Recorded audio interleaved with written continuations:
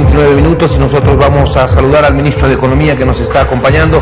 ¿Cómo está, ministro? Muy buenas noches, muchísimas gracias por estar con nosotros, un verdadero gusto. Estábamos conversando antes, entiendo que usted estaba atento a la entrevista también con el ministro de Salud a propósito de todo el tema del coronavirus. Con la modificación del presupuesto general de la Nación se ha asignado mayores recursos al tema de salud, no solamente recursos que tienen que ver con equipamiento o con la construcción de centros de atención médica, sino además un importante monto de dinero para la compra de las vacunas.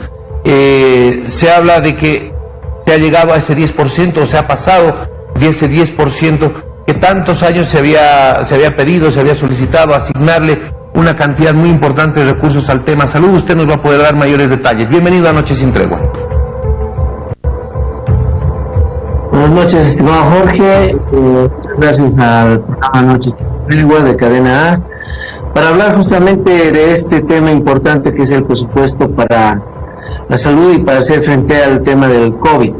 Efectivamente, Jorge, nosotros hemos establecido una serie de mecanismos para que ya las gobernaciones, los municipios puedan contar con estos recursos, ya puedan utilizarlos para empezar a contratar personal médico. De hecho, el 28 de diciembre del año pasado, al aprobar el presupuesto general, al sacar el decreto supremo que reglamenta el presupuesto general del Estado, se ha instruido a las gobernaciones y municipios que ya pueden inscribir recursos para programas y proyectos. Además, el presupuesto general del Estado, estimado Jorge, ya prevé la posibilidad de hacer contratos mayores a un año y ya empezar a contratar personal de salud. Adicionalmente, se ha flexibilizado con un decreto la contratación de medicamentos, insumos y equipamiento médico para la contención y atención del COVID. Y una serie de saldos que no han ejecutado gobernaciones por un monto de 88 millones de bolivianos, 88.2 millones de bolivianos, ellos pueden utilizarlos en la lucha contra el COVID. Únicamente tienen que inscribir estos recursos que no han utilizado en la gestión 2020 y a poder trabajar con aquello. Adicionalmente, hay una inscripción de otros saldos de recursos del COVID de la actividad 150 que se referían a recursos que la ley 1307 el año pasado les permitió utilizar para la lucha contra el COVID, y hay un remanente de 274.6 millones de bolivianos que no han sido utilizados y que ahora se les permite utilizar, y pueden las gobernaciones y los municipios utilizar para la contratación de personal y compra y equipamiento de insumos médicos para la lucha contra el COVID. En global, Jorge, estamos hablando de 362 millones de bolivianos para hacer frente contra el COVID. Adicionalmente, hay 30 millones de dólares del Banco Mundial para hacer frente a la contratación de personal médico que estaba teniendo el tema del COVID en la gestión pasada, y 50 millones de dólares adicionales de CAF para la compra de insumos médicos. Entonces estamos hablando de una cantidad de recursos importantes que ya se pueden utilizar, que ya las gobernaciones y municipios deberían utilizarlos. Lo que no entendemos es cuál es la razón por la que no han ya empezado a utilizar estos recursos, que ya estaban disponibles desde el 28 de diciembre del año pasado. Por lo tanto, aquella queja o aquellas declaraciones por parte de algunos directores del CEDES o de algunas autoridades de las gobernaciones o de algún municipio de que no estamos entregando recursos, no condice con la verdad. Más bien queda para nosotros patentado que nosotros hemos sacado comunicados el 30 de diciembre y el 2 de enero para recordar a las gobernaciones y municipios que ya el sistema de registro de presupuesto, el SIGEP, está plenamente habilitado para que puedan inscribir estos recursos y empezarlos a utilizar. Es importante ver esto, ministro, por lo que yo le entiendo. Hay toda esta cantidad de recursos, son 362 millones de bolivianos. Las gobernaciones y los municipios lo que tienen que hacer es hacer una inscripción, porque este es un decreto excepcional, hay que hacer una inscripción para empezar a utilizar los recursos y para poder empezar con la contratación de personal eventual. No son ítems, son contrataciones eventuales que se tienen que hacer por el tema de la pandemia. Eso es lo que estoy entendiendo a partir de la explicación suya, ministro. Sí, son recursos que ya pueden utilizar para contratar personal. Adicionalmente, el crecimiento vegetativo que implica el presupuesto de cada año, por ejemplo, para este presupuesto de la gestión 2021 hemos establecido que aproximadamente vamos a tener 2.500 ítems adicionales en salud, son ítems permanentes. Adicionalmente están estos recursos que le comentaba Jorge y están recursos del Banco Mundial para la contratación de personal eventual por más o menos de 30 millones de dólares. O sea, es como 210 millones de bolivianos que alcanzarían para unos 4 meses o hasta 5 meses de contratación de personal eventual para la lucha contra el COVID. 162 millones de bolivianos que se los tiene que inscribir, que están listos para ser utilizados, que usted me menciona, que son 274 millones que no se han utilizado, otros 88 millones que tampoco se han utilizado, que todo esto conforma estos 362. ¿Tienen que ser utilizados en qué ítems? El tema de lo del Banco Mundial se lo pregunto luego, pero el tema de los 362 millones que ya están listos para ser utilizados, ¿tienen que ser solamente utilizados en la contratación eventual de personal o tienen que ser además de pronto destinados para equipamiento, primer nivel, segundo nivel, algunos otros mecanismos necesarios y emergentes de la pandemia? Bueno, es para contratar personal, Jorge, pero también para el equipamiento, compra de algunos insumos médicos. En el primer y segundo nivel están los municipios y tercer nivel están las gobernaciones. Lo importante es que se entienda que están disponibles estos recursos y en todo caso aquella queja, y la vuelvo a reiterar, de las gobernaciones de que no hay recursos no es adecuada ni correcta y además va en contradicción con la idea de que las gobernaciones y algún municipio quieran comprar vacunas. O sea, si al final no tenían los recursos para comprar estas vacunas y por otro lado dice, o por un lado dice que tienen los recursos para comprar las vacunas y por otro lado dice no tenemos recursos para contratar personal, ahí hay una contradicción.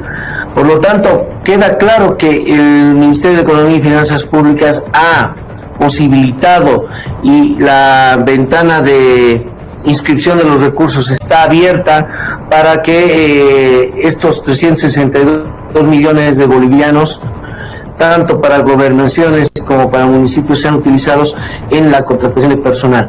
Creo que es importante también señalar que si me permiten este cuadrito, mostrarlo, no sé si lo están viendo, Jorge.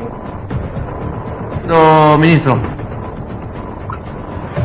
Aquí muestro un cuadro en el que las gobernaciones han inscrito recursos específicos para la lucha contra el COVID relativamente bajos. De hecho, la gobernación del Beni, la gobernación de Santa Cruz, la de Oruro y la de Chuquisaca no han inscrito ni un solo peso para la lucha contra el COVID. Y la gobernación que más lo ha hecho es la gobernación de Tarija, con 10.3 millones de bolivianos. Pero eso significa solamente 2,3% de todo su presupuesto de salud. Por lo tanto, también entra en una contradicción el hecho de decir no tenemos para ejecutar o para destinar recursos contra el COVID Claro, si no le han destinado presupuesto, obviamente no tienen recursos, tienen que reinscribir estos 362 millones en esta partida para que puedan ser utilizados para la lucha contra el COVID.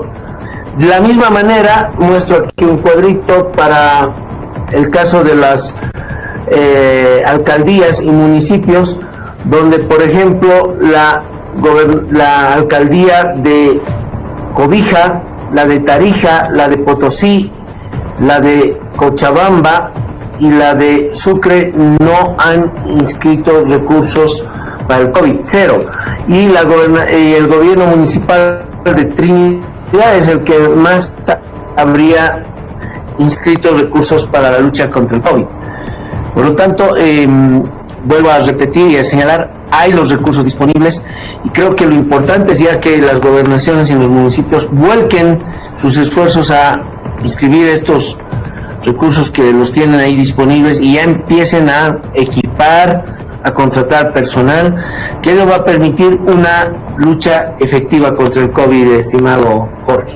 Ministro, ¿cómo se dividen estos 362 millones? ¿Cómo es que se asignan estos 362 millones de bolivianos existentes? Claro, lo que usted nos está mostrando en los cuadros son gobernaciones y municipios que sí han inscrito y otros que ni siquiera han inscrito una partida o un monto de dinero de su asignación presupuestaria como para destinar ese dinero a la lucha contra el COVID. Eso es, hay gobernaciones que no han inscrito nada, que no han tomado en cuenta una inscripción de un monto X como para luchar contra el coronavirus. Pero bueno, ¿cómo se va a dividir estos 362 millones de bolivianos? ¿Cómo está dividido? ¿Cómo es que se distribuye este dinero entre gobernaciones y municipios? Muy bien, los gobiernos municipales, por este saldo de recursos de la ley 1307, los gobiernos municipales tienen 211.8 millones de bolivianos y las gobernaciones tienen, por este mismo concepto de los recursos, de los saldos de los recursos de la ley 1307, tienen 62.8 millones de bolivianos y adicionalmente del Sistema Único de Salud tienen 88.2 millones de bolivianos. Entonces, eso configura una cantidad así distribuida para gobernaciones y para municipios. Millones de dólares de la CAF, que son 210 millones de bolivianos. ¿Esto cómo se distribuye? ¿Esto cómo se distribuiría? ¿A los lugares, a las regiones que más necesitan? Los recursos que vienen de la fuente Banco Mundial y CAF se van a canalizar por el TGN y van a ser asignados en los 30 millones para que la AICEM ya empiece a contratar. De hecho, ya lo está haciendo, está contratando personal de salud, no permanente, pero sí de urgencia para atender el tema contra el COVID, y los 50 millones de la CAF también son canalizados vía TGN para la compra de insumos y para la compra de equipamiento, pero fundamentalmente insumos que van a ser distribuidos vía los sedes a los hospitales y también a las unidades de atención médica de los municipios, que son unidades de segundo nivel y de primer nivel. Bueno, le hago una consulta. He estado escuchando tanto el tema de la compra de vacunas en los últimos días, de algunos candidatos por un lado, de algunos municipios por otro, algunas otras gobernaciones también que han estado hablando de la compra, de la posibilidad de comprar vacunas. ¿Qué pasaría en el caso de que algún gobierno municipal o algún gobierno departamental inscriba en estas partidas excepcionales que se han habilitado mediante decreto la compra de determinada cantidad de vacunas diferentes a estas que está comprando el gobierno y que está trayendo la Sputnik 5? ¿Cómo se interpretaría aquello? No sé si sería posible, si se inscribe aquello, ¿tendría alguna observación desde el Ministerio de Economía? No, el tema es de que en nuestro parecer se debe asignar de manera eficiente estos recursos, no atropellarnos queriendo hacer una competencia en la compra de un mismo recurso que son las vacunas. Creo que ahí las gobernaciones, los municipios tienen más bien la tarea de equipar los hospitales y contratar el personal que pueda administrar las vacunas, que pueda administrar las pruebas, y creo que eso sería más eficiente. De hecho, se han hablado de unas vacunas chinas y, como lo señalaba en la anterior entrevista el ministro de Salud, de hecho Sinovac, la vacuna china, sus representantes o los fabricantes han declarado que en América Latina todavía y en Sudamérica no hay intermediario para estas vacunas, y de hecho que todavía no tienen previsto venderlas en Sudamérica. Por lo tanto, creo que si dirigimos esos esfuerzos a hacer una competencia por la compra de vacunas, estamos, digamos, asignando mal los recursos. Si el gobierno nacional ya está haciendo esta gestión, de hecho ya ha anunciado la compra de 5.2 millones de dosis de la vacuna Sputnik 5 y está en la búsqueda de otro lote importante, y creo que ahí está la tarea del gobierno central, y la tarea de los gobiernos departamentales pues podrían ser complementarias y eficientes al generar la capacidad logística para la administración de estas vacunas, porque eso lo tienen los hospitales de tercer, segundo y primer nivel, y también la administración de pruebas. Creo que esa sería la ruta óptima y crítica para la administración de estos elementos, que van a ayudar definitivamente a enfrentar de manera eficiente la lucha contra el COVID. Es importante aquello, pueden hacerlo, pueden comprar las vacunas los gobiernos departamentales y los gobiernos municipales con este dinero que tienen, que no fue utilizado, estos millones que no fueron utilizados el año pasado. Pero claro, lo que dice el ministro es, habría que ver el tema de que ya se están haciendo las compras desde el gobierno central. Permítame cambiar, ministro, hemos hablado del COVID, del tema de la asignación de recursos. Voy a hablar ahora de la determinación que se ha tomado de dar un periodo de gracia de 4 meses a clientes que opten por el refinanciamiento o la reprogramación de sus créditos, que durante estos 4 meses quienes tienen crédito bancario solamente paguen interés y no capital, y a partir del 4º mes se regularice el pago de interés y de capital. Esa determinación que se ha asumido en consenso con algunos de los sectores de las unidades productivas, de los CONAMIPES y demás, no ha sido del agrado de todos. Han habido problemas internos dentro de los pequeños, medianos y microempresarios. Pero bueno, ¿cómo se maneja? ¿Cómo es que la ASFI va a administrar este tema de los 4 meses de gracia? Explíquenos un poquito, por favor. Bueno, es evidente esa información, en el sentido de que la ASFI ha sacado una circular para que aquellos prestatarios que se han acogido al diferimiento y que ya en enero tienen que hacer frente al pago de sus cuotas, según nuestro decreto de refinanciamiento y reprogramación, adicionalmente puedan tener un periodo de gracia de 4 meses o más, dependiendo de la evaluación de la entidad financiera. Y ello va a permitir a los prestatarios a tener un alivio, pero también a empezar a regularizar sus pagos en el sistema financiero como prestatarios, honrando obviamente las cuotas que ya deben empezar a pagar a los bancos. Pero obviamente este periodo de gracia es un importante alivio, el periodo de gracia de 4 meses como mínimo, y puede ser un poco más. Y las entidades financieras pues evaluarán caso a caso, como dice el comunicado de ASFI, caso a caso, prestatario por prestatario, para evaluar esta posibilidad.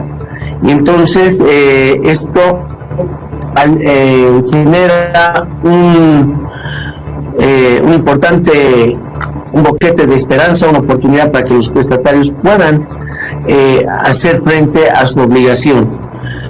Y ello elimina en nuestra evaluación la posibilidad de estar pensando en diferimientos adicionales de 6 meses, 1 año, como han estado solicitando algunos sectores, pues ello pone en peligro al sistema financiero.